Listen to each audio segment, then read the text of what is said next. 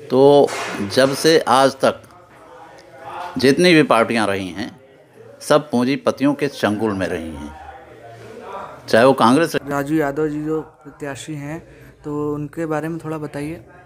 राजू यादव जनता के हक में लड़ने वाले एक आदमी हैं, नौजवान हैं। जनता के खिलाफ कोई भी सरकार, ये सरकार नहीं, कोई भी सरकार, पहले कांग्रेस की सरकार रही है, सपा की सरकार रही है, बसपा की सरकार रही है, जिस सरकार ने भी जनता के खिलाफ कोई कानून बनाया है, जनता के साथ अन्याय किया है, अत्याचार किया है, उसके खिलाफ सीना तान कर खड़े रहे हैं। और हम जो लोग हैं वो सिर्फ संघर्षों के लोग हैं, संघर्षों के राही हैं, और संघर्षों के रास्ते पर चल करके ही हम जनता के हक में कुछ बदलाव लाना चाहते हैं। जब तक ये पार्टी सिस्टम है तो ये पूंजीपति लोग देश के वो ये क्या चाहते हैं कि कांग्रेस का विकल्प बने भाजपा और भाजपा के विकल्प कांग्रेस बने। प्रदेशों की हाल है, उत्तर प्रदेश की हाल है। आज अगर हवा बन रही है अखिलेश के हक में, तो जो मीडिया अंबानी का है, चाहे ईटीवी हो या कोई भी इस तरह का जी टीवी हो, जो भी हो, उसके मालिक हैं अंबानी, वो मीडिया अखिलेश के हक में काम कर रहा है। अंबानी ने इनको आर्थिक मदद भी दी है। तो ये भी अगर जीतेंगे तो जनता के हित में नहीं काम करेंगे, बल्कि जनता के खिलाफ काम करेंगे। अंबानी और अडानी जैसे पूंजीपतियों के हक में काम करेंगे। ये व्यवस्था हम ख़त्म करना चाहते हैं। रिहाई मंच के लोग चाहते हैं कि ज़मीनी स्तर से आंदोलन उठे, आंदोलनकारियों के बीच से एक नेतृत्व पैदा हो, शायद वो ईमानदार निकलेगा। शायद मैं इसलिए लगा रहा हूँ कि ज़रूरी नहीं ईमानदार निकले, लेकिन जो लोग संघर्ष करते रहते हैं वो काफ़ी हद तक ईमानदार होते हैं। अगर संघर्ष करते करते थक जाते हैं तो आराम करने के लिए कोई जगह ढूंढते हैं। शोएब साहब, मेरा सवाल ये है कि आप हमारे चैनल के माध्यम से क्या मैसेज देना चाहेंगे आम जनता को? चाहते हैं कि जो संघर्षों के रास्ते पर चलने वाले लोग हैं, आंदोलनकारी लोग हैं, राजू यादव जैसे लोग, वो जो है अगर हमारे नेतृत्व करेंगे, विधानसभा में जाएंगे, तो वो हमारे हक में काम करेंगे, हमारे लिए आवाज़। राजू यादव जी जो प्रत्याशी हैं तो उनके बारे में थोड़ा बताइए। राजू यादव जनता के हक में लड़ने वाले एक आदमी हैं, नौजवान हैं। जनता के खिलाफ कोई भी सरकार, ये सरकार नहीं, कोई भी सरकार, पहले कांग्रेस की सरकार रही है, सपा की सरकार रही है, बसपा की सरकार रही है, जिस सरकार ने भी जनता के खिलाफ कोई कानून बनाया है, जनता के साथ अन्याय किया है, अत्याचार किया है, उसके खिलाफ सीना तान कर खड़े रहे हैं। और हम जो लोग हैं वो सिर्फ संघर्षों के लोग हैं, संघर्षों के राही हैं, और संघर्षों के रास्ते पर चल करके ही हम जनता के हक में कुछ बदलाव लाना चाहते हैं। जब तक ये पार्टी सिस्टम है तो ये पूंजीपति लोग देश के वो ये क्या चाहते हैं कि कांग्रेस का विकल्प बने भाजपा और भाजपा के विकल्प कांग्रेस बने। प्रदेशों की हाल है, उत्तर प्रदेश की हाल है। आज अगर हवा बन रही है अखिलेश के हक में, तो जो मीडिया अंबानी का है, चाहे ईटीवी हो या कोई भी इस तरह का जी टीवी हो, जो भी हो, उसके मालिक हैं अंबानी, वो मीडिया अखिलेश के हक में काम कर रहा है। अंबानी ने इनको आर्थिक मदद भी दी है। तो ये भी अगर जीतेंगे तो जनता के हित में नहीं काम करेंगे, बल्कि जनता के खिलाफ काम करेंगे। अंबानी और अडानी जैसे पूंजीपतियों के हक में काम करेंगे। ये व्यवस्था हम ख़त्म करना चाहते हैं, रिहाई मंच के लोग।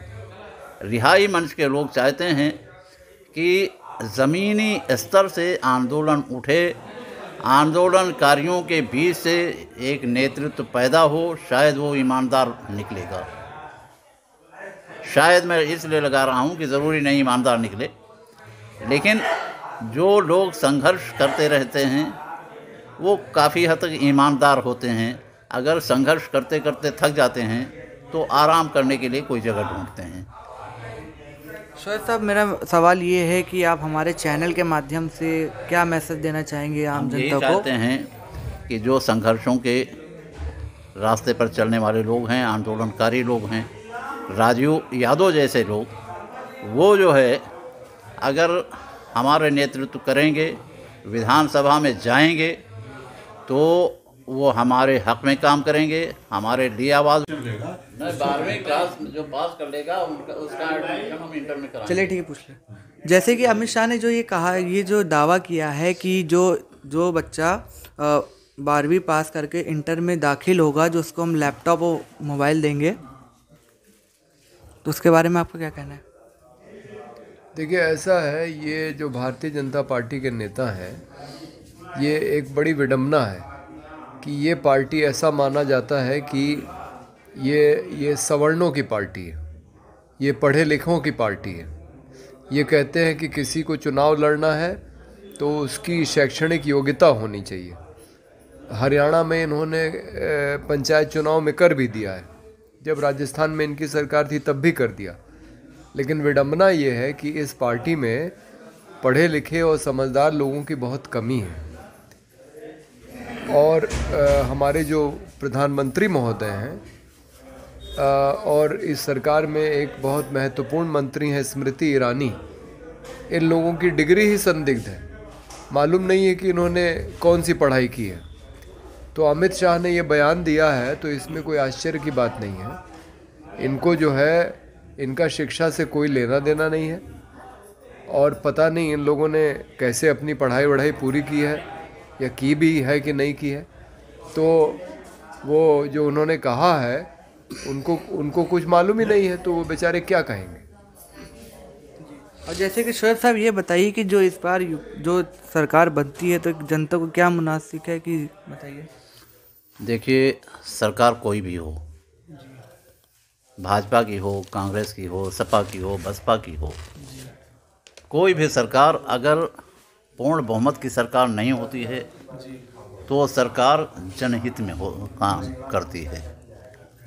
तो जो भी सरकार बने, मैं ये नहीं कह रहा हूँ कि किसकी बने, लेकिन जो भी सरकार बनेगी वो पर संपूर्ण बहुमत वाली सरकार नहीं होगी।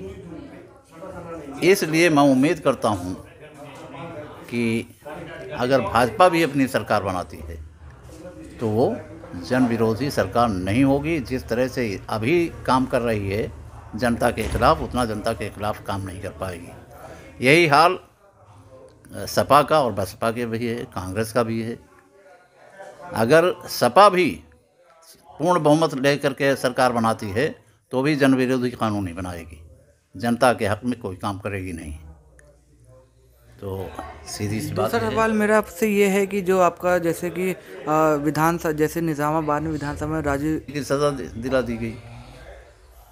3 लड़के अभी यहाँ आजमगढ़ के छोड़ करके आए हैं, बरी हो गए हैं, तो वो भी सहमे हुए हैं। लेकिन जो कुछ भी हो रहा है वो गलत हो रहा है, मुसलमानों को डराने के लिए हो रहा है, दहशत ज़दा करने के लिए हो रहा है कि वो सरकार से डरे रहें, पुलिस से डरे रहें। और मुसलमानों को आतंकवादी इसलिए कहा जा रहा है कि हिंदू उनसे नफ़रत करें, हिंदू और मुसलमान एक ना होने पाएँ कि अपने उनके जो सामान्य इश्यूज़ हैं उन पर एक होकर के अपनी आवाज़ उठा सकें। इसलिए ये बंटवारा किया जा रहा है और ये बंटवारा करके पूंजीपतियों को फ़ायदा पहुंचाया। और जैसे कि सवाल ये है कि सीएम योगी ने शायद 2017 या 18 में ज़िला आजमगढ़ को आतंकवाद का शहर भी बताया है, तो उसके बारे में क्या कहना है? देखिए, राजीव यादव तो वो आदमी है जी, जो इनकी छुट्टियाँ गड़ी हुई है कहीं, वो भी ढूंढ करके लाया है। किसकी? योगी आदित्यनाथ की। योगी आदित्यनाथ पर राजीव यादव ने एक फिल्म बनाई थी, डॉक्यूमेंट्री सैफरन वार। वहीं से सबको मिला है, जहां पर ये योगी आदित्यनाथ भाषण में ये कहते हुए सुना जाता है कि मुस्लिम महिलाओं को कब्रों से निकाल करके उनके साथ बलात्कार करेंगे। तो राजीव यादव ये वो आदमी है कि अपनी जान पर खेल करके और समाज की बुराइयों को, राजनीतिक बुराइयों को ढूंढ करके लाता है, सबके सामने रखता है और उनसे लड़ता भी है। इसलिए हमने ही, राजीव का मन नहीं था, मैंने कहा था राजीव यादव से कि राजीव यादव तुम आजमगढ़ में के रहने वाले हो, आजमगढ़ पर आतंकवाद का दाग है, उसको छुड़ाने के लिए ज़रूरी है कि तुम कोई क्षेत्र चुन लो और लड़ो। मेरे कहने पर राजीव यादव तैयार हुए और यहाँ से चुनाव लड़ रहे हैं। और फिर मैं कहूँगा कि अगर आंदोलनकारी को लोगों ने नहीं जिताया तो आंदोलनकारी थक जाता है और हतोत्साहित होकर के हो सकता है कि वो अपना रास्ता छोड़ ही दे। चलिए, शुक्रिया शोएब साहब। जैसे कि मैंने यहाँ पे रिहाई मंच के अध्यक्ष शोएब साहब से बात करी, और भी ऐसे तमाम खबरों के लिए बने रहे सद्भावना समाचार न्यूज़। मैं मोहम्मद उमर, कैमरामैन आकिब अहमद के साथ। जय हिंद, जय भारत। वीडियो पॉज कर दीजिए। और होकर के और वो इलेक्शन लड़ें और तमाम पार्टियों का समर्थन भी उनको मिला है। जी, और मेरा सवाल आपसे ये भी है कि जो राजीव जी ने काफ़ी मतलब वो किया है, जैसे कि किसान आंदोलन में काफ़ी उन्होंने लाठी तक की भी खाई है, और जो आपका जो बटलर वाला जो मामला था उसमें आप उसके बारे में आप थोड़ा बताइए। संजयपुर का जो मामला था, बाटा हाउस का मामला ये था कि उसमें आजमगढ़ के 2 लड़कों को, आतिफ और साजिद को मारा गया था। उनके सर पर गोलियां ऐसी लगी थीं कि लगता था कि उनको ऊपर से गोली मारी गई है, जबकि गोली कभी इनकाउंटर जब होता है तो सर के ऊपर नहीं लगती है, इधर से लग सकती है, बगल से लग सकती है, सामने से लग सकती है, पीछे से लगती है, बगल से लग सकती है, कहीं से भी लगे, लेकिन ऊपर से गोली नहीं लगेगी। इसका मतलब है कि उनको बिठा करके या लिटा करके उनके सर पर गोली मारी गई है। और मोहन चंद शर्मा जिसने भी गोली मारी, वो मोहन चंद शर्मा कोई मामूली हैसियत का आदमी नहीं था। मोहन चंद शर्मा ही वो आदमी है जिसने पार्लियामेंट पर अटैक कराया था।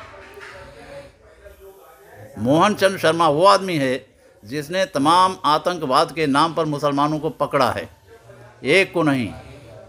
मैंने तमाम चार्जशीट देखी हैं और उसमें मोहन चंद शर्मा का नाम आया है।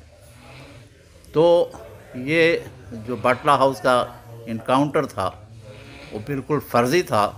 मेरे एक पत्रकार मित्र ने कहा कि वो सीढ़ियों से नीचे उतरा है, जीने से नीचे उतरा है, कार में जब उतरा है तो उसके संवाददाता ने उसको बताया, वो किसी अखबार का संपादक था, मैं उसका नाम डिस्क्लोज नहीं करना चाहता हूँ, लेकिन उसने कहा कि उसके जो क्या नाम है रिपोर्टर थे, उन्होंने उसे बताया कि कार में बिठाने के बाद मोहन शर्मा को पुलिस वालों ने फिर से गोली मारी है जान से मारने के लिए। तो वो मामला पूरा का पूरा फर्जी था और फर्जी मामले में सज़ा भी दिला दी गई है। 2 को मार दिया गया, बाकी को फांसी की सज़ा दिला दी गई। 3 लड़के अभी यहाँ आजमगढ़ के छोड़ करके आए हैं, बरी हो गए हैं, तो वो भी सहमे हुए हैं। लेकिन जो कुछ भी हो रहा है वो गलत हो रहा है, मुसलमानों को डराने के लिए हो रहा है, दहशत ज़दा करने के लिए हो रहा है कि वो सरकार से डरे रहें, पुलिस से डरे रहें और